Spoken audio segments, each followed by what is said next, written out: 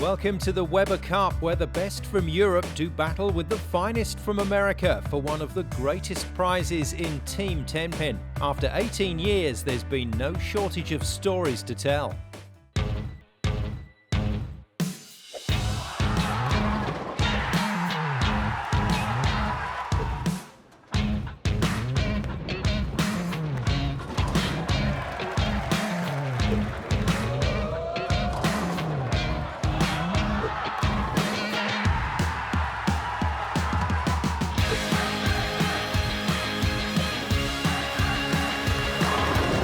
This crowd has been treated to a real power play.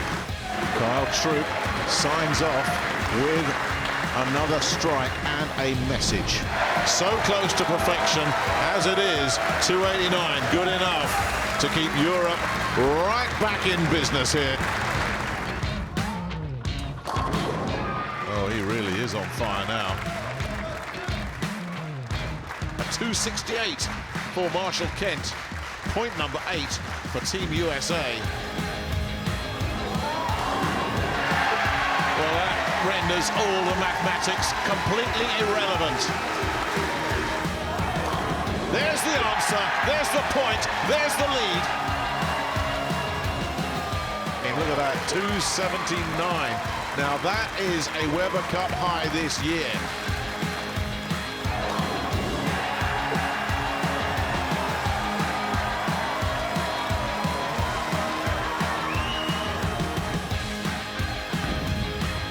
Is it a strike? Yes, it is! It's a point for Europe, and Stu Williams has come through big time. It's celebration time now for Team Europe. The pattern is clear to see. Periods of American domination, followed by the Europeans. The Americans ruled the first 3 years. Europe came back in 2003, Team USA next. Things tightened up from 2009 before 5 years of European domination began in 2013. Let's see how 2018 has panned out so far. Team USA always seem to do better than Team Europe in Baker matches. But an open frame has more or less gifted this first Baker match to Team Europe. Oh, Barrett's got that ball working, that wraps it up.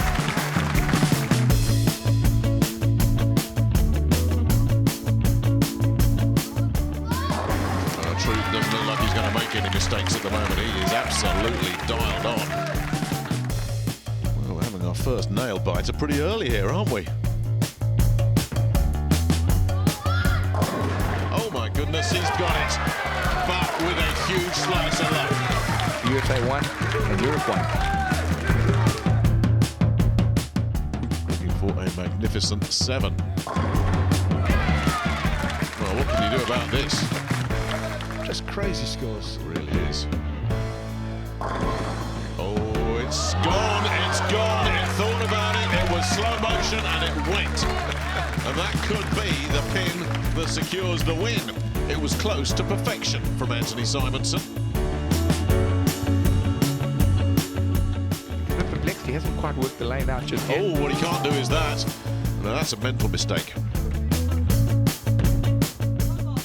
And there we go. That's over right there, and a look of absolute horror on the face of Martin Larsson. And it's been an easy night for Chris Barnes, who has helped steer the United States to 3 straight victories in singles competition.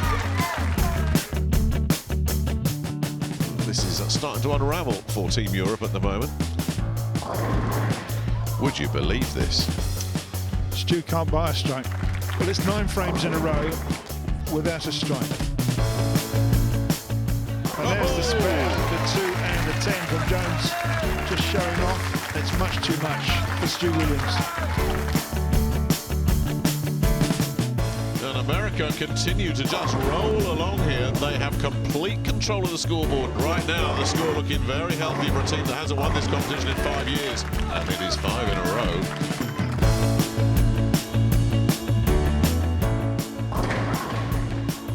Look at that. That is almost defying the laws of physics, that. Oh, now Now, change again. And he just hates that. What a huge morale booster this could be for Team Europe. Oh, he's done enough to win the point for Team Europe. And he's nailed it. He's done it. What a match. They started with a win, Team Europe. They finished with a win. Pressure's on, no question about that.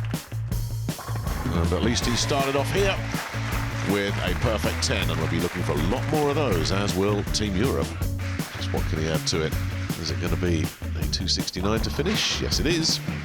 Normal service resumed then for Team USA there. And the Americans straight back down to business.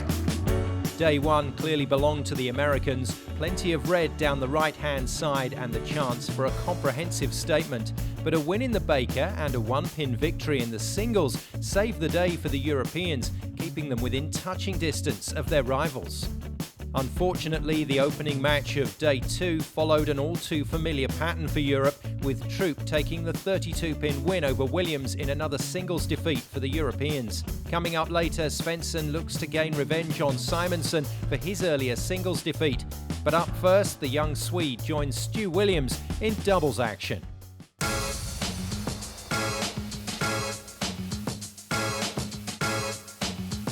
I think we still have a good feeling, even though we were struggling a little bit yesterday. We were close in a few games that we lost, but you know, we were down after the first session last year, so we still have a lot of faith in each other, and I'm pretty sure we're going to have a couple of good sessions today.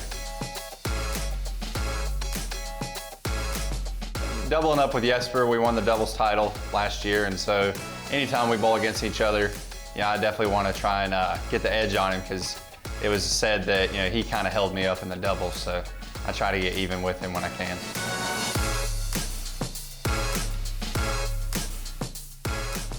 It's 1 point for the win, with 19 required to lift the trophy. The matches are played over 10 frames, and your commentators are Guy Kaminsky and Nick Halling.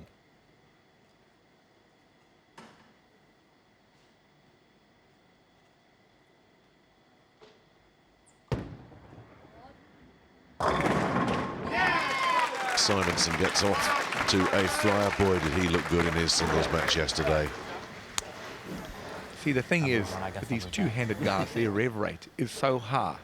I mean, they get these urethane balls to really weak, straight bowling balls. I mean, look how they're blowing those pins up. It's incredible. Yeah, well, that's fast. Oh, no, it's got a hook. Pinky out.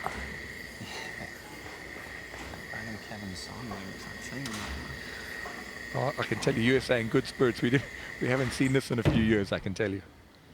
A strike from Stu Williams. As you say, nobody more vocal. Should be a ball rate.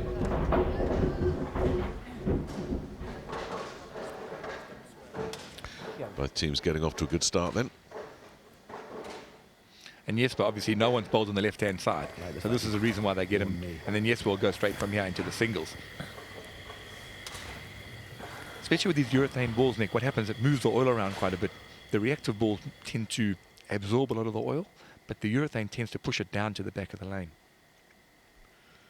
Troup will look to carry on where he left off in the singles match. And, oh boy, I mean, that was just...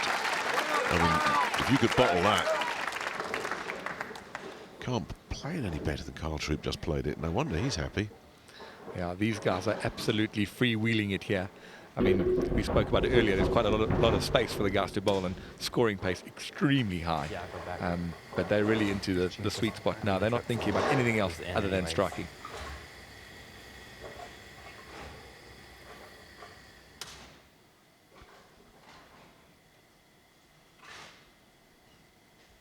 So here is the lefty Jesper Svensson. He leaves a pin tucked in the corner. That's been the story, as you alluded to earlier, Guy, really. All Weber Cup for the Europeans. Single pins here, there and everywhere for all of them. Well, that's the thing. When you increase the scoring pace, these corner pins can become extremely costly.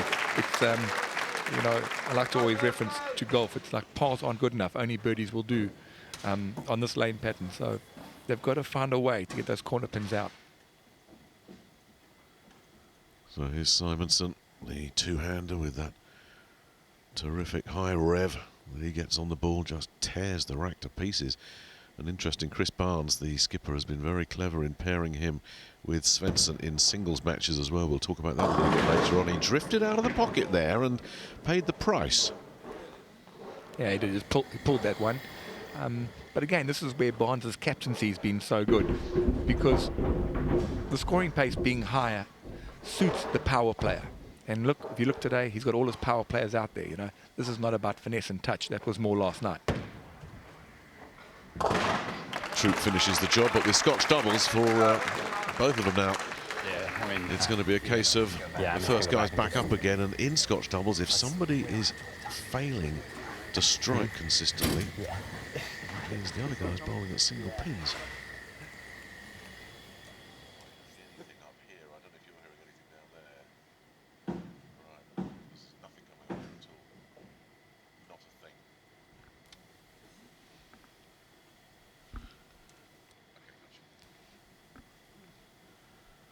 So Svensson left the 7-pin standing last time.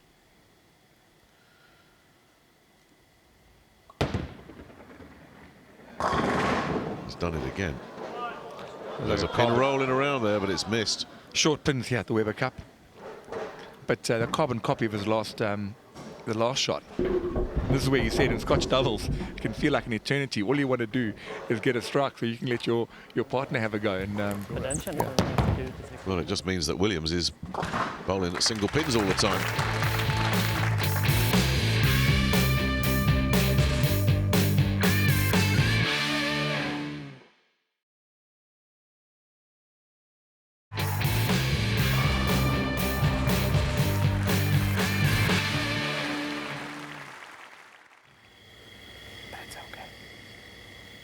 Welcome back to the Weber Cup. America leading 6-2 in the overall standings now find themselves with a slim advantage over their European rivals in match 9. You heard Stu and Jesper talking there and just discussing what their angle of attack is. They want to try to go a bit straighter. He said to Stu that he's going to really go straighter at the pin to try to get the corner out. What's happening with Simonsen here? He was Mr. Automatic yesterday in his singles match. He's left those right-hand corner pins a couple of times, left a couple last time, a single pin this time. That's effectively taken Troup right out of the game at the moment. What's going on with Simonsen? I think he's probably asking that right now. Yeah. So essentially, yeah. So you heard Anthony saying he's going to switch to a pearl. This is a reactive ball. He's getting out. So so they're going to go away with that, the urethane ball, the straighter, the weakest of all their arsenal, and that's what's happening. You're seeing there, Nick, is that they're battling to get that corner pin out because the bowling ball's not very strong. It's not very powerful. But these two-handed kids can really make these weak balls still very powerful. But obviously they feel they want to go back to urethane now, to reactive now. Svensson will breathe a huge sigh of relief, getting a strike at the third time of asking. Well, still a one-pin game, so no one's running away with it yet at the moment. But you can see Jesper made that slight adjustment there from the ring 10, just got a higher in the head pin, and a perfect getting all the pins back. And also what tends to happen though, Nick, is that if your partner's not striking, you're not getting up in the lane, you know, the lane can change dramatically between if you wait 4 or 5 frames to bowl your next turn. You know, it can change. Well, Simonsen gets himself back on track as well. Yeah, you can see that ball there, the reactive ball, how sharp the angle is at the back of the lane, which gets rid of the corner pin there. You can see much further away from the head pin there, bigger angle with a greater hooking bowling ball. So interesting to see now how will that affect Carl. Will he change to a reactive ball? That's generally what you want to do. You want to, you know, both be doing the same thing. So whether Carl stays with the urethane, say straight, or he gets a reactive out. Well, if you're Kyle Troup, why would you change anything right now? Absolutely. The only thing is the lane is also changing, so unfortunately you can't just keep doing the same thing. You have to adapt with the bowling lane. Williams looking for a Europe double here and getting it as well. They keep their noses in front. So this, for people at home, what's really interesting to watch is the change of the lane. We only half a game in from that opening game. With Stu's didn't look great. The urethane looked good. The lane has transitioned. Oh, exactly. Ooh, why did that one not hook? Oh, I threw the wrong one.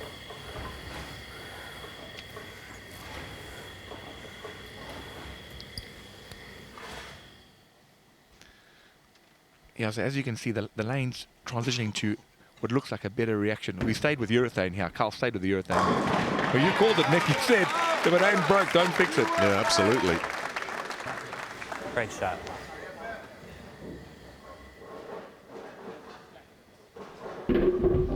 Yeah, so interesting now.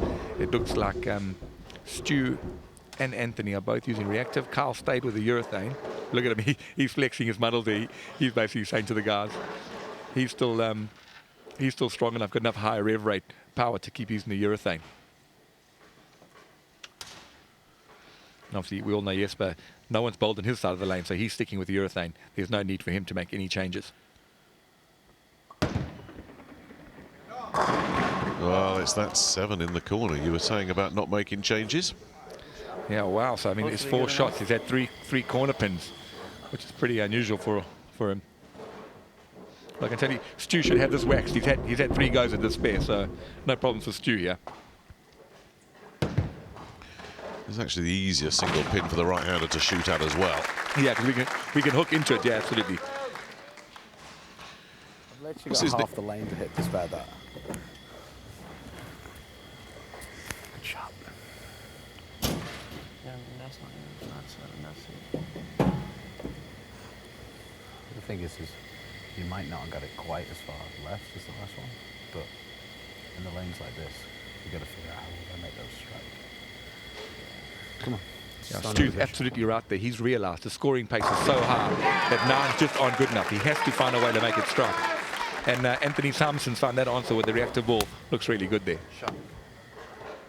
I was like, hook, hook, hook. But no, that was really good. Hand-wise, money. He's like one of those boxers that doesn't know how to sit down between rounds, isn't he, Anthony Simonsen? I mean, that chair there is to be leant on, not to be sat on. He's not taking a seat, is he? Absolutely. You heard him say that he's gone 10 left, and Spectre just confirmed. Actually, 15 left he's gone. So he's, you know.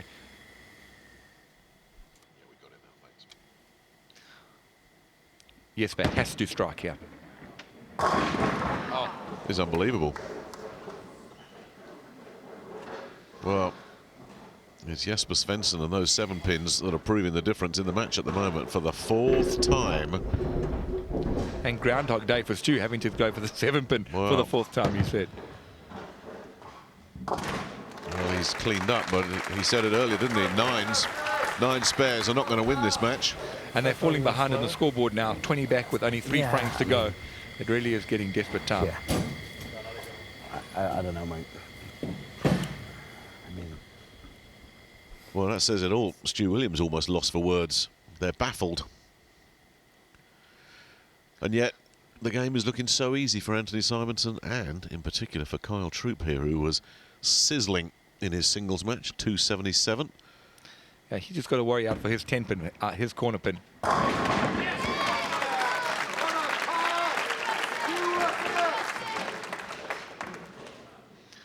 Yeah, but Nick, clearly you've got a direct line to Kyle Troup, because he ain't changing anything. And we just keep getting strike after strike here, which is awesome. Why would you? As you said, if it ain't broke. And he loves this stage. He has really embraced the Weber Cup. And a huge shot here for Jesper. I mean, you heard Stu say, he doesn't, you know, just keep doing what you're doing. But unfortunately, that keeps producing 7 pins. Yeah, and this is frame 8. Anything less than a strike here, this one's pretty much done. Finally. Yeah, he gave that a bit more room. Looked like he got around it a little bit, trying to get more angle at the back of the lane. There's Stu with a sarcastic fist pump.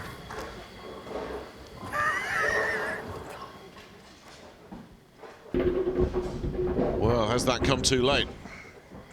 As we go into frame 9, the foundation frame, he's delighted. Cheerleading, happy to get rid of that 7. The problem for Stuart now, it's been 4 frames since he's been on the lane, that right-hand side. And we've obviously had Carl and Anthony bowling on that right-hand side for him, so the lane may have changed. Simonsen was left a corner 10 standing. So just a slight glimmer of a chance here now for the Europeans. Yeah, well, if Stu can get up here and strike, it's only a 10-pin game.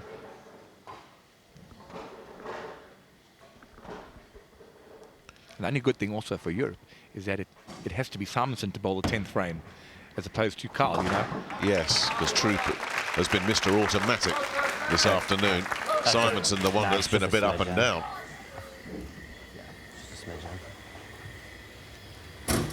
Well, if this is a strike, that puts huge pressure on Anthony Simonsen coming up next.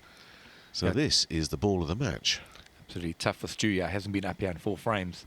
Can he deliver? Oh my goodness. He has been haunted by these corner pins. There wasn't an awful lot wrong with the approach. Yeah, the 10 pin is the equivalent of a 7 pin for a left-hander. And they just haven't found the answer how to get this corner pin out. And this is where power plays come into play. Their rev rate's so much higher than the 2-finger players, and they get the corner pins out easier.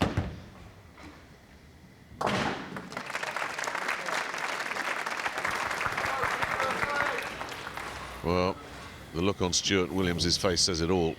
This one's got away. He knew that was a big shot for him. We'll have 9 shots to really have a chance to all of them. Yeah.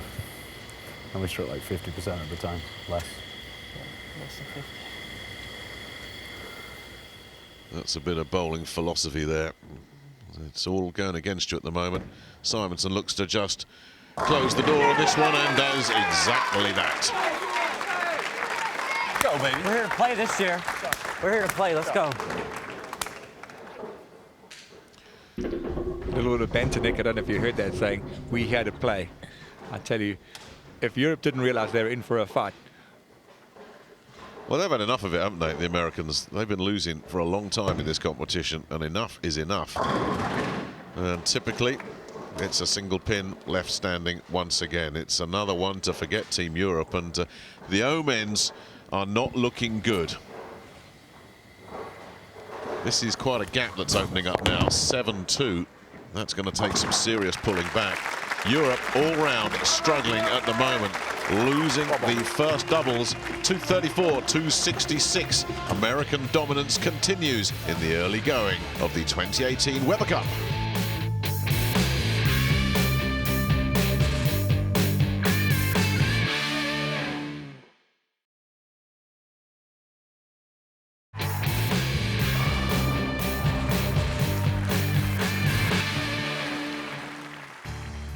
Welcome back to the Weber Cup, where Kyle Troup and Anthony Simonsen have just combined to give Team USA point number 7 at this year's event. Well, Kyle, perfect start to this afternoon for you and Anthony. How did you find it out there in that first doubles? Really felt like the pattern didn't really change too much for myself. You know, I actually stood in the same spot as I did in the first game. Anthony made a crucial ball change. You know, he threw on good. Didn't really hook, so he made the big move, and you know, he has a little bigger cojones than me to make that big of a move, and you know, he threw some good shots at the end.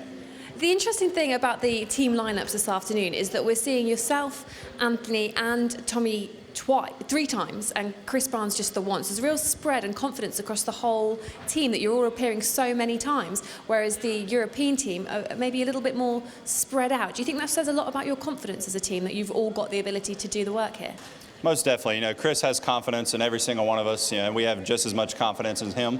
I believe he thinks we might have had just a little bit better ball reaction on this pattern.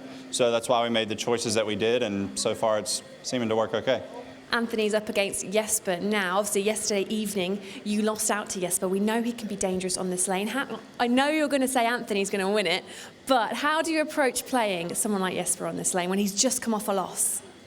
Yeah, definitely. With Jesper just coming off a loss, you know, I know myself and Anthony is going to expect, you know, 8 or 9 strikes out of Jesper, because it's only a matter of time until he does do that. So, you know, Anthony's going to be going in, you know, focused, ready to throw 10 strikes. You know, he's going to be focused every shot, you know, 1 shot at a time, trying to make the best shot possible.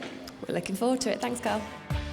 Well, it's the first team to 19 points that wins. Obviously very early days, but America have continued where they left off in session 1, galvanised by Kyle Troup, who has appeared in both matches so far. Coming up next, both Svensson and Simonsen return to the lane in singles action. But first, a quick reminder of the rules of tenpin. Tony Wrighton now explains. A full game is made up of 10 frames with up to 2 balls each frame. Knocking all 10 pins down with the first bowl is called a strike. If a bowler doesn't score a strike, a second ball is thrown to clear other standing pins. If successful, this is called a spare. Failing to clear all pins with 2 balls is called an open frame. Sometimes pins are left standing at opposite ends of the pin deck. This is called a split and often results in an open frame. If scores are tied after 10 frames in this tournament, players will bowl off a 2-frame roll-off with the game scores scratched. The bowler's ultimate goal is a perfect 300 game, which is the maximum 10 strikes in a row. The Weber Cup has seen 6 perfect games in total, the last 2 being by Team USA in 2013. Now it's time to find out if Jesper Svensson can avenge the loss he suffered to Anthony Simonsen earlier in the tournament.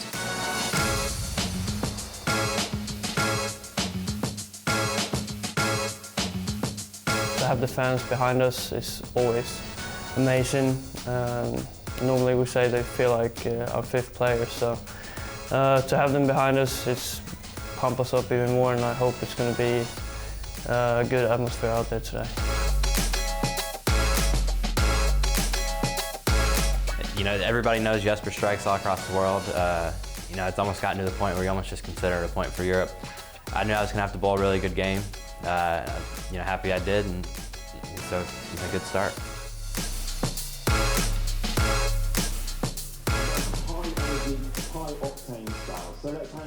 Commentary for this match comes from Cass Edwards and Nick Halling. Not a crisis yet, but getting close to it.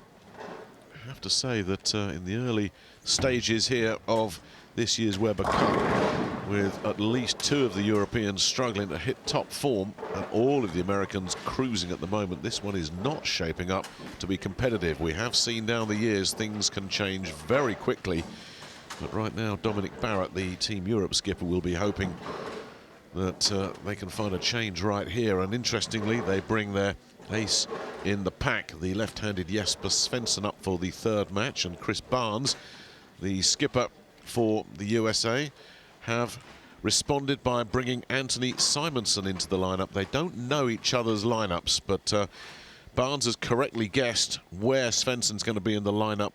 He did it yesterday. They went head-to-head yesterday. Simonsen bowled a 278 to beat Svensson's 256. They will meet twice in this afternoon session, and it will be the Swede who will bowl the first ball in anger of this first meeting. Remember, in the doubles he had trouble with that 7 pin, clears it out there. Well, that's a great looking shot from Svensson as an opener. Carries all 10 and scores 30 pins. But as you say, Nick, yes, he's had trouble with the corner. That 7 pin has caused him so much trouble in the past. Let's hope he can get a string of strikes going.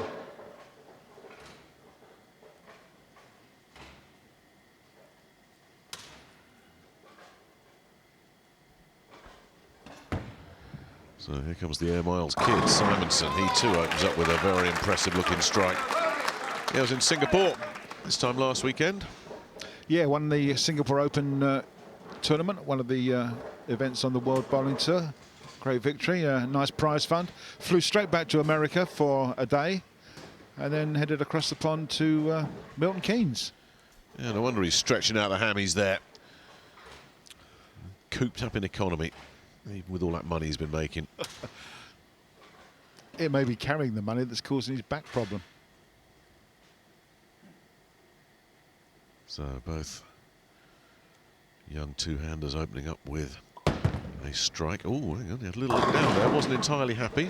Did something bother him at the approach there? We saw that yesterday as well, early in the match. He just had a glance down that there was something wrong with the approach. Yeah, just cleaning the sole of his shoe. Maybe just stuck on the approach, we'll probably see. But as soon as he releases, he looks down, yeah. He's only made a 9, so he hasn't... Yeah, it's high through the headpin. Leaves that 6-pin standing, which is unusual for the left-hander. So it can only be a 9 spare. Gives Simonsen the chance to take an early lead.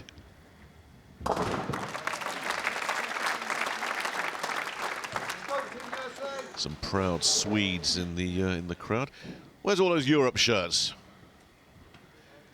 None of them around. Very proud Swedes supporting Svensson and Martin Olsson. That's one half of Team Europe.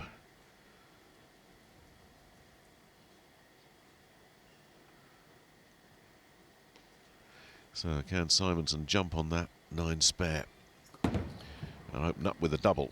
Never in doubt, was it? Remember Simonsen in singles play yesterday against Svensson, 278. That is the Weber Cup high score so far this year. Well, Chris is very happy with that shot. I'm sure the rest of the Team USA are. Actually using the full width of the lane, getting some great reaction in the back end. Coming at a really wide angle into that 1-3 pocket for the right-hander.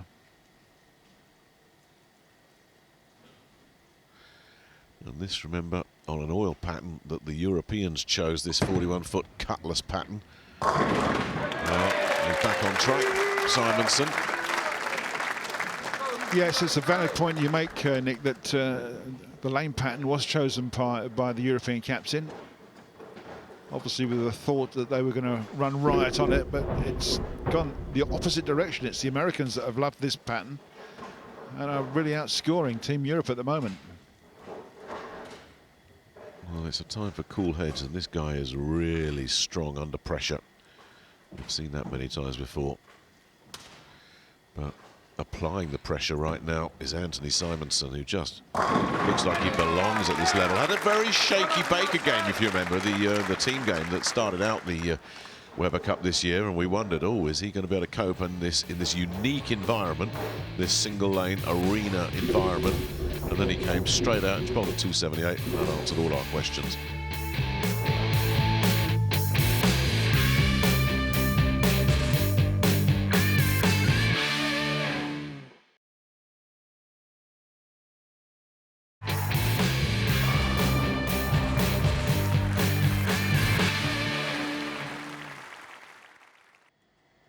Welcome back to the Weber Cup, where Anthony Simonsen is the man in form for the Americans. Fresh off the back of victory in the doubles, he's now applying the pressure to Jesper Svensson in the singles. Commentary from Nick Halling and Cass Edwards. Here we go again. The famous 7-pin off a Jesper Svensson pocket Well, ball. what is going on with these Europeans? I mean, Jesper now is leaving sevens. Stu Williams had a devil of a time yesterday with 7s and 10s. Martin Larsson doesn't look 100% after that wrist surgery. I mean, there's a lot of weaknesses showing up in this European squad right now.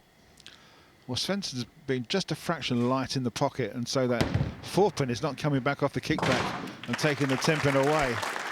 And that's the problem. Only make a spare, which is 19.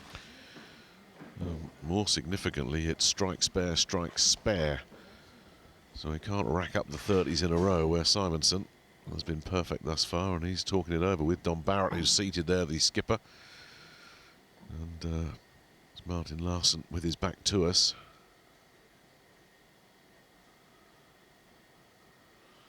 They don't need to talk about anything, the Americans at the moment. Hello, didn't like the look at that, did he? The moment that left the fingertips, he wasn't happy. No, he had something to say, but at the end of the day, he's just left a single pin, which is sort of the second best option, really. Yes, it's light in the pocket. And that 7-pin could have gone because there were pins flying all over the place. Lucky to get away with just a single pin, and he'll make the spare, take 19 pins, and remain in the lead. Yeah, but you saw it in his face there. He knew that absolutely anything could have happened there. Got away with one, but it does end the strike streak. A 9 spare. Yeah, they're really concerned, aren't they? Well, he's putting a lot of effort into this bowling, isn't he? He's really got some speed up, and he's sliding up to the line, throwing the shoulder. Very fast bowling ball. Obviously taking some effort out of him.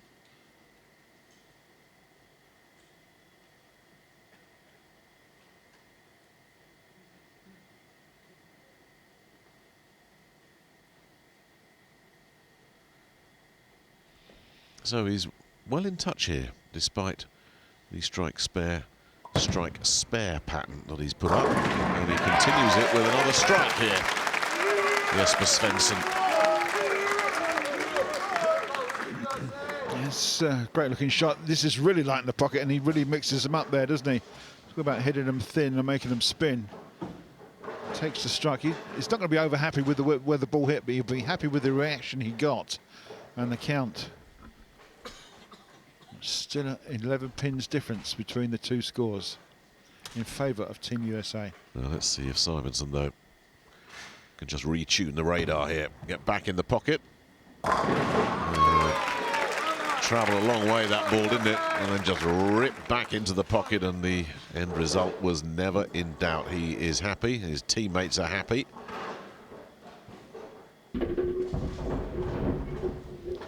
Yeah, really wide angle there from Simonsen. As you say, he's happy with that shot, and he wants to be repeating that as much as he can through the second half of the game. Svensson, though, still in touch, but he's got to start racking up strikes together.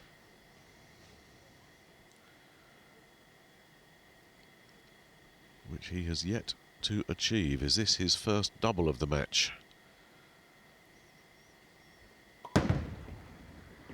Yes, it is. Well, this is typical Svensson. Just dragging himself out of a relatively rough patch by his exceptional standards, and just tucked into the slipstream now of Simonsen. Interestingly, he's got 2 strikes in a row. The last 2 shots have both been very light in the pocket. He's getting a lot of pin action in the pin deck, taking 30 pins at a time, whereas when he's hitting flush in the pocket, he's leaving that 7 pin standing.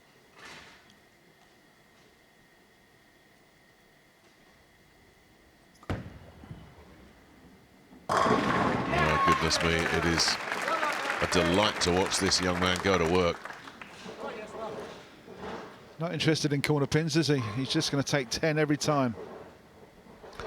If he does take 10 every time, he wins this match with another monster score. Svensson, remember, yesterday bowled a 250 plus game against him and came second. It's going to take something exceptional to beat this man. Well, as you can see, he's still pacing 289 if he can strike off. It's only 4 frames to go.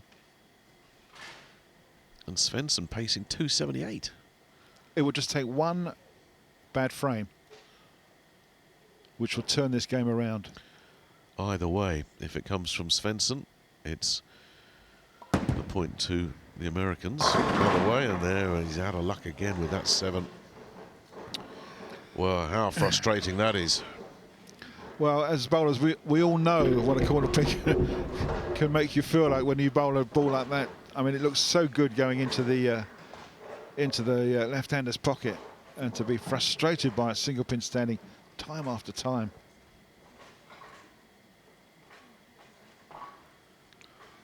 That comes the spare ball, which is a much harder surface ball. It will go a lot straighter, but he doesn't really want to use that ball. He wants to use his strike ball all the time and carry 10 pins.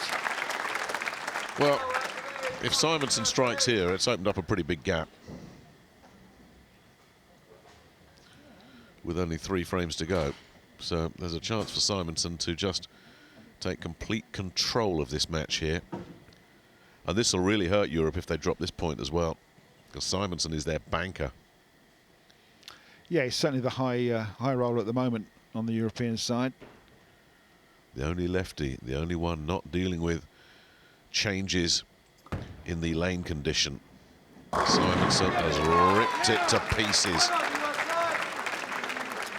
Well, he's just showing how good he is and why he's one of the top players, as young as he is, out on the World Tour and the American PBA Tour. I mean, you're already looking at a young man here. You just get the sense can be coming to as many Weber Cups as he wants over the next few years. And winning as many world tournaments as he likes. I mean, if his career is going to be, let's say, 20 years, what on earth is he going to be able to win?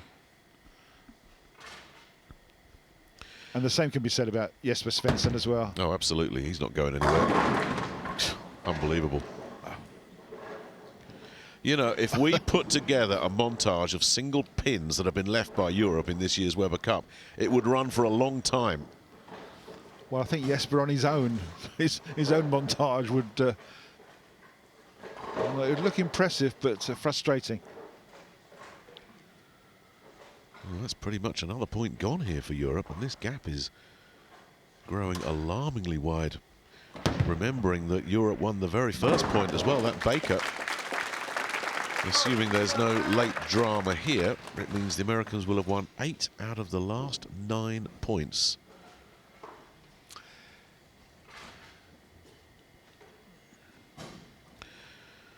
Now, there's a way to come back if there's 1 or 2 players struggling on the other side. At the moment, the Americans right across the board looking rock solid. It's hard to know what Don Barrett can do about this. Looking for 4 strikes in a row. And that will do nicely, thank you. Even though it's just a late trip on the 4-pin, it doesn't matter. Another 30-pin scored. Well, he's in danger of making his 278 yesterday look like a low score. Yeah, not the greatest pocket shot, but he doesn't care. I think this game is just about done and dusted.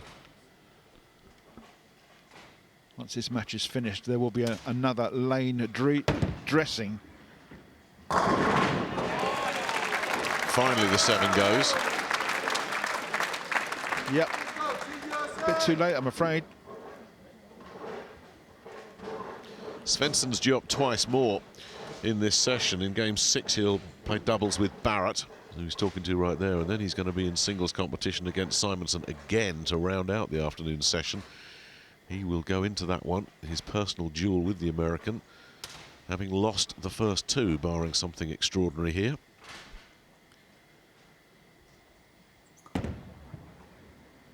Well, that wasn't the best shot, and he still managed to get himself all 10. A little look over there to his teammates and say, yeah, I'm not sure I deserve that one, but these things balance out.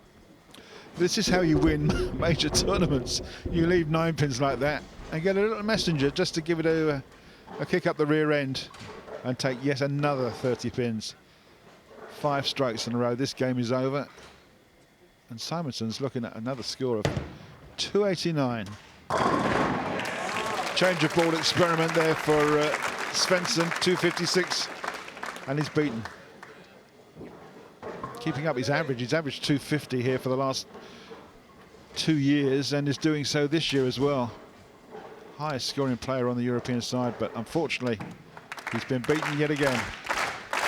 With a 256, exactly what he's got in yesterday's match against Simonsen, but Simonsen, who bowled a 278 last night, has left a few standing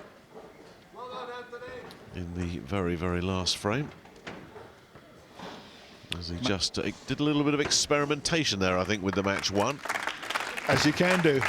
But the score in the match goes to 8-2 to Team USA. And it's started to become a bit of a stroll in the park. Things not going your way this afternoon. That 7-pin just does not want to fall. What's going wrong? Well, it's very close all the time, it feels like, and I just need to find the right ball that goes through the pins the right way. But, I mean, I think I bowled, yeah, very close to a good game with Simonsen there, and I think the bowling goal's going to start turning this round very soon.